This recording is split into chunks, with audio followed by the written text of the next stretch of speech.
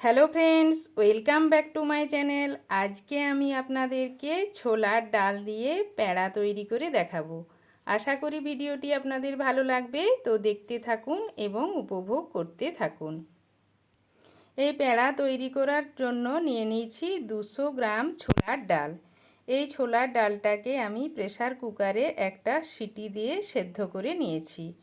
আর নিয়েছি 200 গ্রাম চিনি, 1 চামচ ঘি, অল্প পরিমাণ এলাচের গুঁড়ো, আর নিয়ে নিয়েছি 400 গ্রাম গরুর দুধ। ছোলার ডালটাকে সেদ্ধ করে ঠান্ডা করে নিয়েছি। এখন এই ব্লেন্ডারের মধ্যে আমি নিয়ে নিচ্ছি।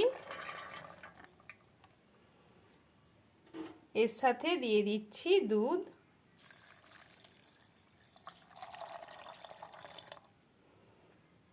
এটাকে আমি ব্লেন্ড করে নেব। ছোলার ডালটাকে খুব ভালোভাবে ব্লেন্ড করে নিয়েছি। এখন আমি চলে যাব রান্নার প্রসেসে। চুলার মধ্যে চাপিয়ে দিয়েছি প্যানের মধ্যে দিয়ে দিচ্ছি ঘি।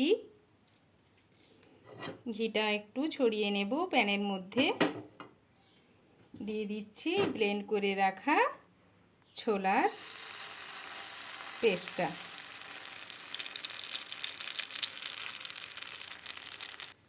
আর দিয়ে দিচ্ছি চিনি।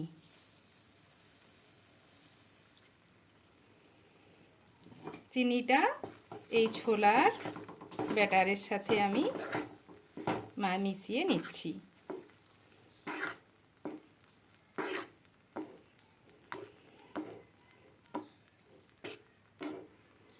চিনিটা ছোলার পেস্টের সাথে মিশিয়ে নিয়েছি। এখন অনবরত নাড়িয়ে চাড়িয়ে আমি একটু শক্ত মণ্ড তৈরি করে নেব।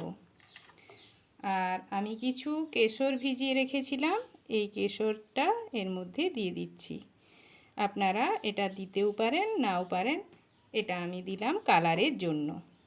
এই রকমভাবে অনবরত নাড়িয়ে চাড়িয়ে আমি একটা শক্ত মণ্ড তৈরি করে নেব। চুলার আঁচ মিডিয়ামে রেখে অনবরত নাড়িয়ে চাড়িয়ে মণ্ডটা তৈরি করে নিতে হবে। তো বন্ধুরা, মণ্ডটা তৈরি হয়ে গিয়েছে। এর মধ্যে দিয়ে দিচ্ছি আবারও 1 চামচ ঘি। আর দিয়ে দেব এলাচ গুঁড়ো। এই ঘি আর এলাচ গুঁড়ো মণ্ডর সাথে ভালোভাবে মিশিয়ে নেব।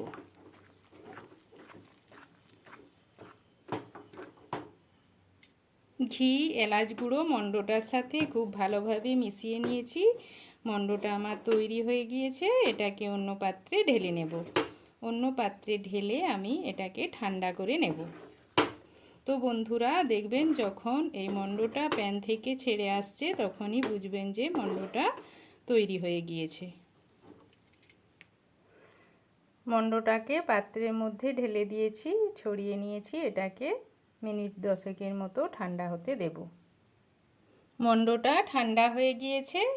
এখন এই মণ্ডর থেকে অল্প অংশ নিয়ে নিচ্ছি। নিয়ে হাতে করে চেপে নেব।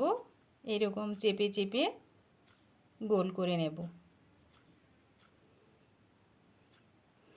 আবারও হাতের তালুর মধ্যে দিয়ে ভালোভাবে গোল করে নেব।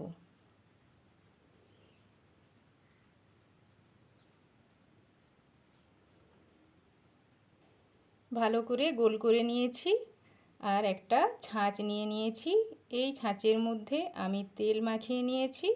এই ছাঁচের মধ্যে দিয়ে চেপে দেব। দেখুন কত সুন্দর তৈরি হয়েছে। এইরকমভাবে আমি সব পেড়াগুলো তৈরি করে নেব। পেড়াগুলো সব তৈরি হয়ে গিয়েছে। আমি এই পেড়াগুলোর ওপরে কিছু পেস্তা কুচি দিয়ে সাজিয়ে দিয়েছি।